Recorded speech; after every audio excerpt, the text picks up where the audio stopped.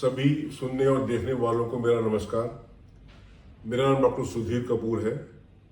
मैं एक orthopaedic surgeon हूँ और दिल्ली एनसीआर में प्रैक्टिस करता हूँ। मेरा लगभग 40 साल का एक्सपीरियंस है। मैंने दिल्ली के सभी बड़े गवर्नमेंट हॉस्पिटल्स और कुछ रेप्यूटेड प्राइवेट हॉस्पिटल्स में काम किया है। ये चैनल मैंने स्टार्ट किया है ताकि जो कॉमन पब्लिक को, आम जनता को कुछ ऑर्थोपेडिक्स बीमारियों के बारे में जानकारी चाहिए है और कुछ भ्रांतियां हैं, उसका निवारण कर सकूं। आज की इस पोस्ट में हम एक और कॉमन ऑर्थोपेडिक बीमारी ऑस्टियोपोरोसिस के बारे में बात करेंगे। जैसे कि मेरे चैनल का नियम है, हर पोस्ट में मैं 5 प्रश्नों को उत्तर देता हूं जो उस बीमारी के बारे में सब जानकारियां दे देते हैं। तो पहला प्रश्न ऑस्टियोपोरोसिस के बारे में है कि व्हाट इज ऑस्टियोपोरोसिस। ऑस्टियोपोरोसिस है क्या? ऑस्टियोपोरोसिस हड्डियों के वीक होने को कहते हैं। जब हड्डियों का अंदर का स्ट्रक्चर या ढांचा कमजोर हो जाता है, उसको हम ऑस्टियोपोरोसिस कहते हैं।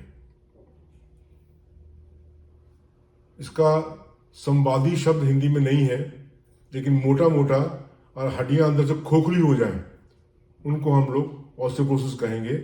इसमें हड्डियों में कैल्शियम और मिनरल्स और बहुत तरह की कुछ और सब्सटेंसेस होते हैं, वो कम हो जाने पर हड्डियों में कमजोरी आ जाती है, उसे हम ऑस्टियोपोरोसिस कहते हैं। दूसरा प्रश्न है ये कितनी तरह का होता है? ऑस्टियोपोरोसिस 4-5 तरह का है। सबसे कॉमन जो ऑस्टियोपोरोसिस है वो सीनियर एज में होने वाली हड्डी की कमजोरी है। जैसे जैसे हमारी उम्र बढ़ती है, 50-55 साल के बाद में हड्डियों में कमजोरी आ जाना कुछ तौर पर स्वाभाविक है। दूसरा टाइप है पोस्ट मीनोपॉजल। महिलाओं में मीनोपॉज होने के बाद में, यानी माहवारी खत्म होने के बाद में, कुछ हार्मोन्स बॉडी से विड्रॉ होते हैं, खासकर एस्ट्रोजन। जब ये हार्मोन्स बॉडी से विड्रॉ होते हैं तो बॉडी में कुछ चेंजेस आते हैं जिनकी वजह से ऑस्टियोपोरोसिस हो सकता है। तो ये 2 सबसे कॉमन टाइप्स हैं। एक बड़ी उम्र में होने वाला ऑस्टियोपोरोसिस या सिनाइल ऑस्टियोपोरोसिस, दूसरा मीनोपॉज के बाद में होने वाला ऑस्टियोपोरोसिस या पोस्ट मीनोपॉजल ऑस्टियोपोरोसिस। कुछ और कारण भी हैं ऑस्टियोपोरोसिस के, इनमें से एक कारण कुछ दवाइयां भी हैं। कुछ दवाइयां लेने के बाद में भी ऑस्टियोपोरोसिस हो जाता है, जैसे स्टेरॉइड्स हैं कैंसर की दवाइयां हैं। इन दवाइयां लेने से ऑस्टियोपोरोसिस हो सकता है। कुछ बीमारियां भी हैं जिनकी वजह से भी ऑस्टियोपोरोसिस हो जाता है। और किसी को किडनी डिजीज है जो बहुत सालों से है, या रूमेटॉइड आर्थराइटिस है, इन बीमारियों में ऑस्टियोपोरोसिस हो जाना स्वाभाविक है। कैंसर के पेशेंट्स में भी ऑस्टियोपोरोसिस देखा जाता है। ये कुछ मेन टाइप्स ऑफ ऑस्टियोपोरोसिस मैंने आपको बताई हैं। सबसे कॉमन सिनाइल या सीनियर एज में होने वाला ऑस्टियोपोरोसिस और पोस्ट मीनोपॉजल या माहवारी बंद होने के बाद में होने वाला ऑस्टियोपोरोसिस है। तीसरा प्रश्न इस बीमारी के बारे में है, what is peak bone mass या बोन बैलेंस क्या होता है? पीक बोन मास किसे कहते हैं और बोन बैलेंस क्या चीज है? हमें यह समझ लेना चाहिए, हड्डी हमारे शरीर का ऐसा अंग है जिसमें हमेशा से एक्टिविटी रहती है। अंदर कुछ ना कुछ रिएक्शंस चलती रहती है। एक तरफ नई बोन बनती है, दूसरी तरफ बोन कम होती जाती है। यंग एज में बोन बनने की स्पीड अधिक रहती है और बोन घटने की स्पीड कम रहती है। इसीलिए यंग एज में एक हमारा बोन मास बढ़ता रहता है या बोन की क्वांटिटी बढ़ती रहती है। बोन की वो क्वांटिटी जो अपनी पूरे उम्र में जो व्यक्ति मैक्सिमम अटेन कर सकता है या मैक्सिमम पा सकता है, उसको हम पीक बोन मास कहते हैं। 30 साल के बाद में हमारा बोन मास धीरे धीरे कम होता जाता है। इसके कम होने की स्पीड शुरू में कम रहती है।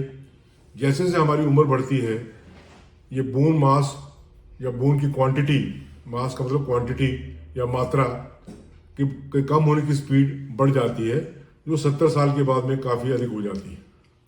ये कॉन्सेप्ट है पीक बोन मास का। हम सब लोगों का एम होना चाहिए, हमारा उद्देश्य होना चाहिए कि शुरू से ही बैलेंस डाइट के द्वारा और फिजिकल एक्टिविटी के द्वारा हम बहुत अच्छा पीक बोन मास गेन करें या पीक बोन मास लें, ताकि हमारी जो बाद में समस्याएं होने वाली हैं वो कम हो जाए।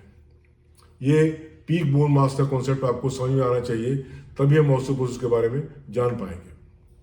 अगला प्रश्न है, ऐसे कौन से कारण हैं या ऐसे कौन से फैक्टर्स हैं जिससे ऑस्टियोपोरोसिस पर होने के चांसेस बढ़ जाते हैं। कुछ मुख्य कारणों के बारे में बता देता हूं आपको मैं।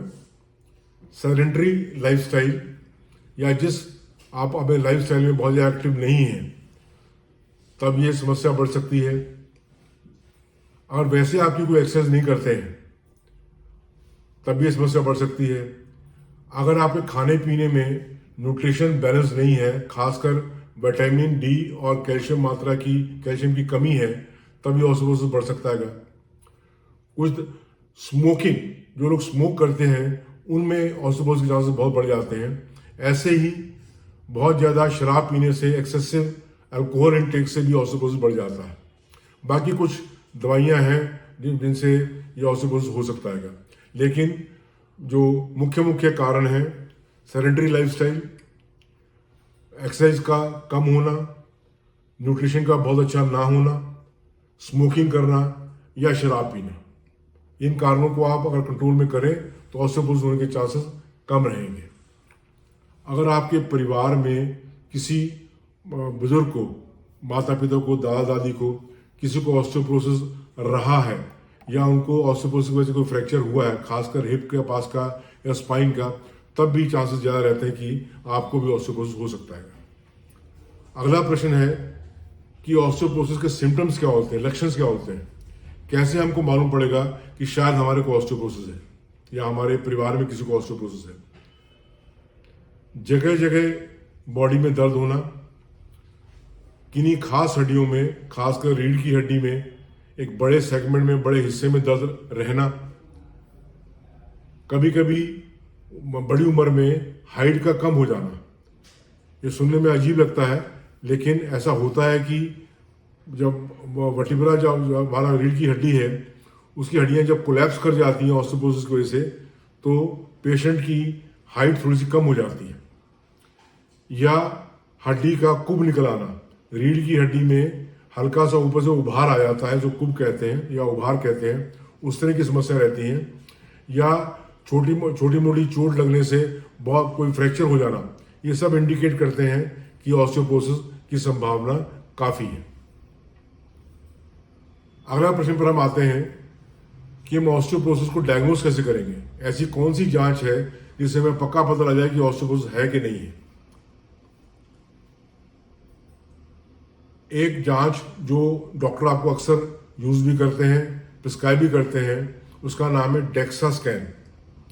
डेक्सा स्कैन एक तरह की कंप्यूटराइज मशीन है जो मोस्टली एक्सरे सेंटर्स में अवेलेबल रहती है।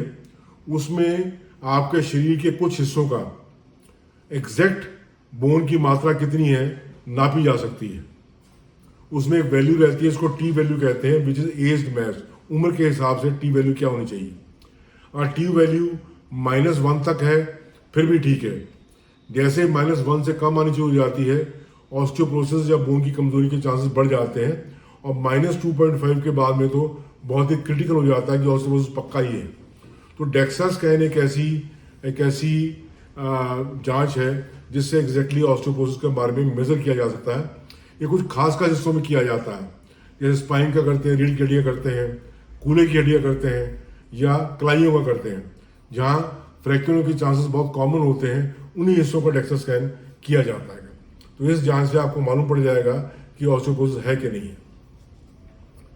फाइनली हम ये जानना चाहेंगे कि अगर ऑस्टियोपोरोसिस है तो उसका इलाज क्या है। इलाज में कुछ सावधानियां भी होनी चाहिए कि हमारे को ऑस्टियोपोरोसिस कॉम्प्लिकेशंस ना हो, और कुछ अगर ऑस्टियोपोरोसिस है ही तो उसका क्या इलाज करना है। सावधानियों में जिनसे हमारे को अगर ऑस्टियोपोरोसिस है और फ्रैक्चर ना हो, उसके लिए घर में जो सबसे कॉमन फ्रैक्चर रहता है बाथरूम में स्लिप होने के बाद में कूल्हे की हड्डी का फ्रैक्चर होना। तो बाथरूम में जो बाथरूम का फर्श हो वो गीला नहीं होना चाहिए, इस तरह टाइल्स होनी चाहिए कि वो रफ हो। दूसरी बात, जब अपने पॉट पर बैठते हैं हल्का होने के लिए, तो साइड में कोई ना कोई हैंडल होना चाहिए जिसका सहारा लेके आदमी खड़ा हो सके। अपने कपड़े पहनते वक्त जो बुजुर्ग लोग हैं, ज़्यादा उम्र के लोग हैं, वो बैठ के कपड़े पहने, खड़े होकर ना पहने। खासकर पैंट पहनने की बात पुरुषों में है या औरतों में पेटीकोट पहनने की, सलवार पहनने की बात है, तो बैठ के पहने, खड़े होकर ना पहने। ये कुछ सावधानियां हैं। घर में जगह जगह सपोर्ट होनी चाहिए कि गिरते वक्त आपको सहारा ले सके। इन सावधानियों से ऑस्टियोपोरोसिस होने वाले फ्रैक्चर से हम बच सकते हैं। उसके अलावा कुछ दवाइयां हैं जिनसे हम ऑस्टियोपोरोसिस को थोड़ा सा रोक सकते हैं, उनकी बढ़ने की स्पीड को कम कर सकते हैं। उनके डिफरेंट दवाइयों के नाम हैं। फाइनली आपका डॉक्टर डिसाइड करेगा कौन सी दवा आपके लिए बेस्ट सूट करेगी।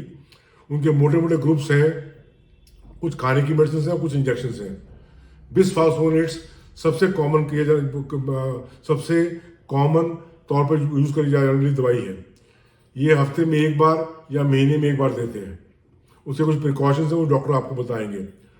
उसके अलावा इंजेक्शंस में टेरापेराटाइड इंजेक्शन एक होता है, वो हमारे शरीर में बनने वाले एक पैराथायरॉयड हार्मोन का एक ग्रुप रहता है, जिसको लगातार 1.5 साल लेना पड़ता है। पेशेंट खुद लेता है इंसुलिन सिरिंज के जैसे। उससे हमारा बोन मास थोड़ा सा बेहतर हो जाता है। इंजेक्शन डेनिसुमाब है जो 6 महीने में एक बार दिया जाता है, और कुछ इंजेक्टेबल बिसफॉस्फोनेट्स जो साल में एक बार दिया जाता है। इसके अलावा आपको अपने डाइट के बारे में खास ध्यान रखना है। सावधानियां मैं आपको बता चुका हूं मैं। और अगर फ्रैक्चर हो जाता है, और भगवान ना चाहे ऐसा हो, तो कॉमन साइट जहां पर फ्रैक्चर रहती हैं वो कूल्हे की हड्डी रहती है और रीढ़ की हड्डी रहती है और कलाइयां रहती हैं। उस वक्त जैसे ही ये फ्रैक्चर इस तरह का हो, जो अक्सर बहुत छोटी चोट से हो जाता है, डॉक्टर का एम भी यही होता है और आपका अपनी इच्छा भी होनी चाहिए, जितनी जल्दी हो सके पेशेंट को बिस्तर से बाहर निकालना है। ओल्ड एज के अंदर ऑस्टियोपोरोसिस फ्रैक्चर की वजह से अगर पेशेंट बिस्तर पर लेट जाता है, तब उसके जीवित बचने की संभावना कम हो जाती है। बहुत बारी ये जीवन का लास्ट फ्रैक्चर हो सकता है। तो मैं आपको डरा नहीं रहा हूँ, पर आपको चेतावनी दे रहा हूँ कि अगर ऑस्टियोपोरोसिस की वजह से फ्रैक्चर हो गया है, तो आपके डॉक्टर की भी और आपकी भी कोशिश ऐसी होनी चाहिए कि जितनी जल्दी हो सके बिस्तर से बाहर आ जाए। आशा करता हूँ आपको मेरा पोस्ट पसंद आया होगा। अपने कमेंट्स के बारे में जरूर हमको इन्फॉर्म करिएगा। धन्यवाद।